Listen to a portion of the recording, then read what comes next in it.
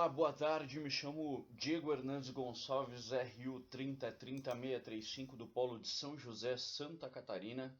Sou aluno do curso de História e vim fazer esse segundo vídeo sobre empoderamento feminino em São José, Santa Catarina. O primeiro vídeo parte da premissa de um mapa cronológico, sobre o feminismo no mundo. E agora, nessa segunda parte, a gente vai falar sobre os avanços da luta feminista no Brasil. Vamos lá. O presente vídeo tem por objetivo demonstrar historicamente a evolução da mulher na sociedade. Como eu falei lá, o segundo vídeo é um projeto extenso que está abordando a valorização feminina na cidade de São José. Cronologia do feminismo no Brasil. Vamos lá. Começando 1500 a 1822, as mulheres brancas elas eram criadas para viver como donas de casa. Apenas as negras trabalhavam e, obviamente, vocês sabem, elas eram escravas. Situação bem complicada. Aqui temos uma imagenzinha do homem branco, ou a misturinha, o crioulo, ali nas suas mesas fartas e, infelizmente, os escravos trabalhando e dando duro para sustentar esse meio de vida. 1827, as meninas, olha o pulo temporal, 327 anos. As meninas são liberadas a frequentar a escola. Até antes disso não era complicado, né? Primeira lei educacional do país no regime monárquico do Brasil. Naquela época os currículos para meninas eram muito fracos.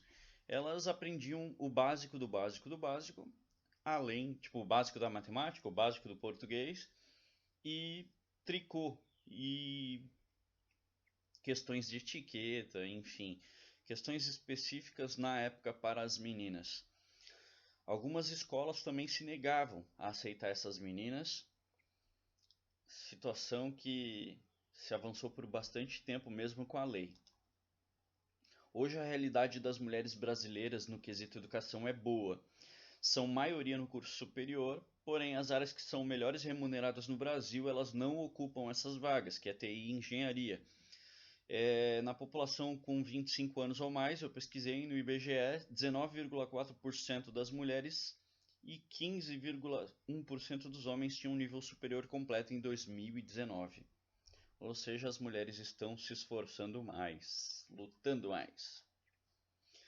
1832, Nízia Floresta desafiou as tradições e os costumes da sociedade ao publicar um livro, O Direito das Mulheres e a Injustiça dos Homens.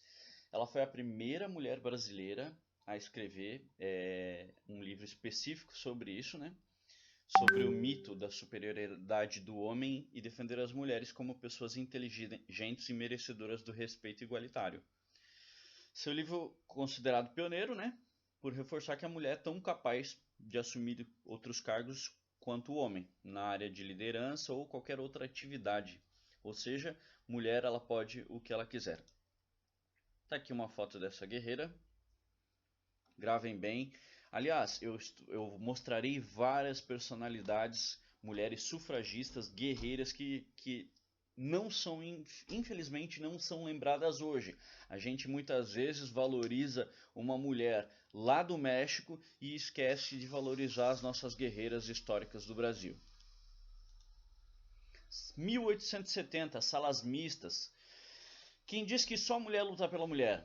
A vinda da igreja protestante para o Brasil trouxe os avanços para as mulheres também, ou seja, a criação de escolas mistas com meninas e meninos foram criadas nesta época.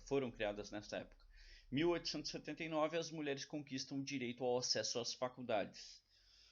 Só em 1879. A possibilidade de entrar na escola já foi tardio, mas o acesso às faculdades demorou ainda mais. O que acontece? A presença feminina foi permitida pelo governo imperial, só que tinham condições. Ou seja, para as solteiras o pai tinha que liberar e para as casadas tinha o consentimento por escrito dos seus maridos. Imagina hoje, mulher, você assistindo esse vídeo, você ou solteira ou casada tendo que ter permissão para estudar. Embora aceitas na graduação, o número de mulheres foi irrisório por muito tempo. Eram pouquíssimas as que completavam um curso de faculdade. A preconceito, né, naquela época era bastante, mas vencemos isso, estamos vencendo. 1910, o primeiro partido político feminino é criado. Leolinda de Figueiredo Daltro. Cara, desquitada, criou 5 filhos, foi muito ativa na política e o apelido dela era Mulher do Diabo, justamente por isso, por lutar, por não se deixar calar, por ser uma quebra de paradigma na sociedade dela. Ela foi nascida na Bahia, né? Ela nasceu na Bahia e foi criada e morou, no Rio de Janeiro durante muito tempo. Leolinda, ela liderou um grupo de 27 mulheres, professoras, escritoras, dona de casa, e na então capital federal assinaram a fundação do partido. Olha a fotinho dela, mulher guerreira, deve ser lembrada também. Na sequência, 1915, Brasil, obviamente, estamos falando do Brasil, foi instituído um regulamento na Caixa Econômica Federal, desculpa dar risada, mas é que para mim é absurdo, que dentre outras alterações no seu funcionamento permitia que as mulheres casadas possuíssem depósitos bancários em seu nome, quando não houvessem oposição do marido, ou seja, o marido permitindo de novo. 1915, hein, galera? 106 anos atrás. Na continuação, e outra, cartão de crédito mesmo, bicho do céu. Difícil, né? 1922, Berta Lutz fundou a Federação Brasileira pelo Progresso Feminino. Tá aqui a fotinho dela. Essa federação ajudou bastante em ações futuras. 1928, governador do Rio Grande do Norte, Juvenal Lamartine, conseguiu uma alteração e deixou que as mulheres fossem candidatas. Então, a primeira prefeita da história, Alzira Soriano de Souza, no município de Lages, Rio Grande do Norte. Infelizmente, o voto das mulheres daquela época foi anulado. Tá aí a Alzira, primeira prefeita. Detalhe, todas as pessoas que eu colocar aqui, vocês podem pesquisar na internet, analisar bem, mais afinco a questão histórica de cada uma, que vocês vão se deleitar. 1932, mulheres conquistam o direito ao voto no governo do Getúlio Vargas. Governo bem contraditório, bem complicado de analisar, porque tem muitos pontos positivos e muitos pontos negativos. Esse é um ponto positivo.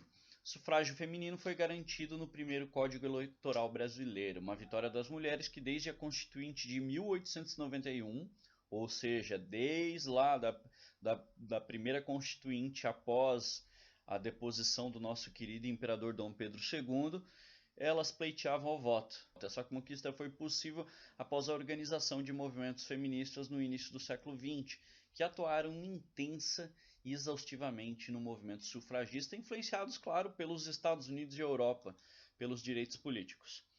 Um ano após o decreto de 32, é eleita Carlota Pereira de Queiroz, a primeira deputada federal brasileira. Vamos lá.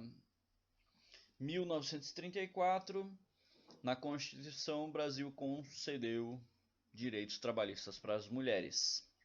Isso se deve ao processo de industrialização, ao interesse de mão de obra. 1937 a 45, na era Getúlio Vargas ainda, o Estado Novo criou um decreto que proibia as mulheres de prática de esportes que consideravam incompatíveis com as mulheres. Ou seja, futebol de salão, futebol de praia, polo aquático, halterofilismo e beisebol era proibido e foi regulamentado só em 1965. Lembra que eu falei que o governo de Getúlio Vargas trouxe coisas boas, mas também trouxe coisas ruins? Tá aí. 1962, trabalhar fora? Simbora! Em 27 de agosto, o Estatuto da Mulher Casada é criado. Agora não precisa mais de autorização do marido para trabalhar, receber herança e, em caso de separação, ela pode requerer a guarda dos filhos. Cara, 1962, é muito próximo. Em 74, as mulheres conquistam o direito de portarem o cartão de crédito. Lá naquela época que eu passei, 32, eu acho que 32, se não me falha a memória, elas podiam ter acesso ao banco, à conta bancária, se o marido liberasse. Agora, em 74, elas começam a poder utilizar o cartão de crédito. Alguns maridos reclamam dessa lei até hoje, tá? Imagine só, hoje está na vida de todo mundo o cartão de crédito, né? Praticamente. Até 74, os bancos queriam ditar como as mulheres gastavam o próprio dinheiro. Solteiras ou divorciadas que solicitassem um cartão empréstimo eram obrigadas a levar um homem para assinar o contrato. Bah! 77, Lei do Divórcio aprovada. Gente do céu, 1977 anos após Cristo, fora o tempo todo anterior da humanidade, é que a mulher pode se divorciar. Pensa. Isso no Brasil, no contexto brasileiro, né?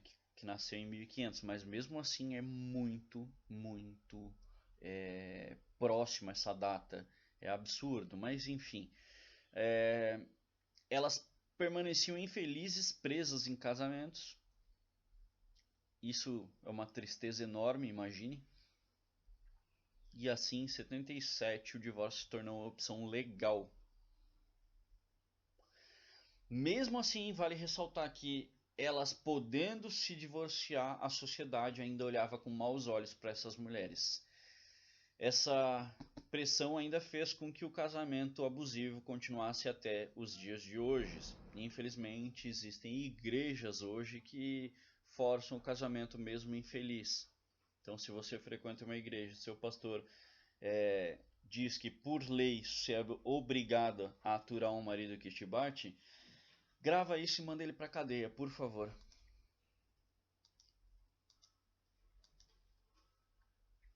Em 1979, as mulheres podem jogar futebol sim. Pensa, só em 79 as mulheres começaram a jogar futebol de forma livre.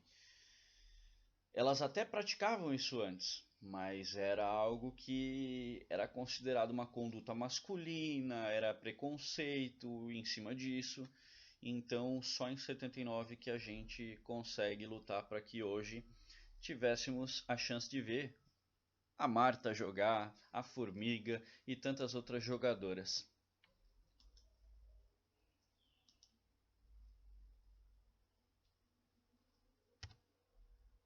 Apesar da proibição, as mulheres nunca pararam de jogar futebol, é óbvio, né? Elas desafiavam, mas infelizmente isso prejudicou bastante o desenvolvimento. Na sequência, até mesmo a falta de patrocínio e incentivo, né, hoje. 79 ainda, Eunice Michiles, representante do PSD do Amazonas, torna-se a primeira mulher a ocupar o cargo de senadora, mas apenas por falecimento do titular da vaga. 80, recomendada a criação de centros de autodefesa para coibir a violência doméstica contra as mulheres. Surge o lema "Quem ama não mata". Cara, nós estamos em 2021 e ainda dialogando sobre isso, cara. É uma luta de 41 anos que ainda não foi vencida. Ainda aumenta-se o número da violência, mesmo com leis que mais tarde eu vou citar, como a Maria da Penha. Tristeza. 85 é criada a primeira delegacia da mulher. Olha, é muito bom saber disso, ok? Mesmo sendo tardio, só que tem uns números que eu vou trazer para vocês que são tristes. 91,7% da cidade não tem delegacia das mulheres. Complicado, né? No caso de casa-abrigo para mulheres, apenas 20 em 2018 no Brasil inteiro. Casa-abrigo imagine uma mulher que sofre uma violência e acaba por algum motivo tendo que sair de casa, ela tem um abrigo com alimento e tudo mais para auxiliar ela nessa nova jornada da vida dela, longe daquele lixo humano que ela tinha como companheiro. Olha ali um exemplo de uma casa da mulher brasileira, uma casa-abrigo, né? 88, Constituição Brasileira. Mulheres reconhecidas como iguais aos homens. Isso foi uma pressão de pauta feminista, vários outros movimentos ganharam as avenidas. Graças a Deus a gente conseguiu isso. E graças à luta dessas mulheres, né? E dessas pessoas, enfim. Década de 90 virada. Foi nessa década que a educação deu uma guinada enorme para as mulheres. Ou seja, elas superaram os homens em números nas escolas, inclusive na educação como professoras. Isso tudo, óbvio, por necessidade ao mercado de trabalho. Congresso Nacional inclui o sistema de cotas na legislação eleitoral, obrigando os partidos a inscreverem no mínimo 20% de mulheres nas chapas proporcionais, isso em 96. Só um adendo, essas cotas são usadas muitas vezes por laranjas, ou seja, mulheres que aceitam botar o nome lá porque falta mulher sendo candidata. Então ali eu botei, bora ocupar essas vagas. Sério, a gente precisa de mais mulheres na política. 2002, falta da virgindade. 2002, deixa de ser crime. 2002. Imagina só. O Código Civil brasileiro extinguiu um artigo que permitia que um homem solicitasse a anulação do seu casamento caso descobrisse que a esposa não era virgem antes do matrimônio. Então, a virgindade feminina até então era considerada um crime e justificativa aceitável para divórcios.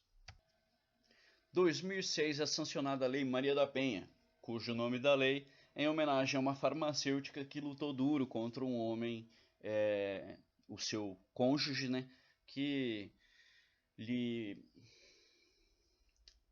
2006 é sancionada a Lei Maria da Penha, cujo nome da lei é em homenagem a uma farmacêutica. Eu vou me ater mais ao foco dos dados.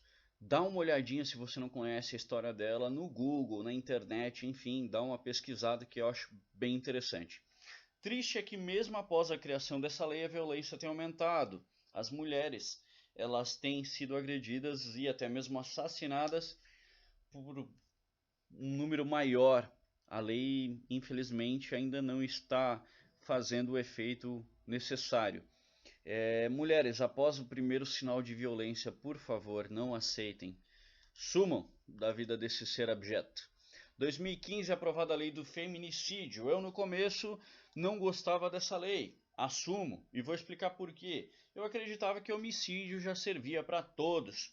Mas aí eu fui buscar a base para que essa lei tenha sido concluída, tenha sido feita, legislada, enfim. Hoje a gente tem o 5º maior índice do mundo de mulheres por cônjuges.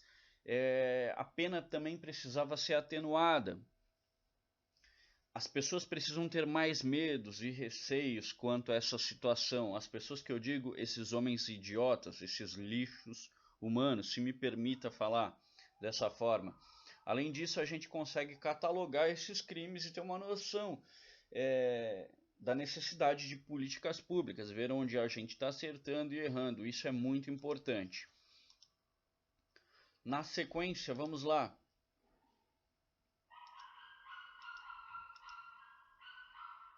Em 2018, importunação sexual passou a ser considerada crime. Nos Estados Unidos e em alguns outros países isso já existe. Você não pode assoviar para uma mulher no meio da rua, mas infelizmente aqui no Brasil isso é costumeiro. Apesar de ter essa legislação protegendo todos os gêneros, não só o feminino, ainda a nossa realidade de assédio é existente. Mas saiba, você tem um mecanismo para se defender. Quais conquistas você ainda sente falta? Eu particularmente sinto falta, opinião minha, homem, fazendo esse trabalho para a Uninter, é que as mulheres poderiam e devem escolher, na realidade, áreas financeiramente boas, independente da opinião dos outros. Então falta mulher na TI, falta mulher na engenharia. Mulheres, vamos lutar por isso. Vocês são caprichosas, dedicadas e eu acredito que vocês nessas áreas de criação, de liderança, o mundo pode melhorar. quais direitos você não vê em prática no dia a dia? Para mim, é essa de importunação sexual, mas cada um vai ter uma opinião diferente, reflita sobre isso. E qual questão da pauta feminista mais te mobiliza? Voltando lá no primeiro tópico, para mim, essa também é uma opinião minha, é a questão de mulheres em trabalhos mais remunerados. Na próxima live, no próximo vídeo eu vou passar o nome das pessoas que estarão conosco na live sobre feminismo em São José, e lá vocês vão poder fazer perguntas, participar com ideias, vai ser bem interessante. E também vou passar a data do evento. Um abraço a todos, curtam e compartilhem esse vídeo, por favor.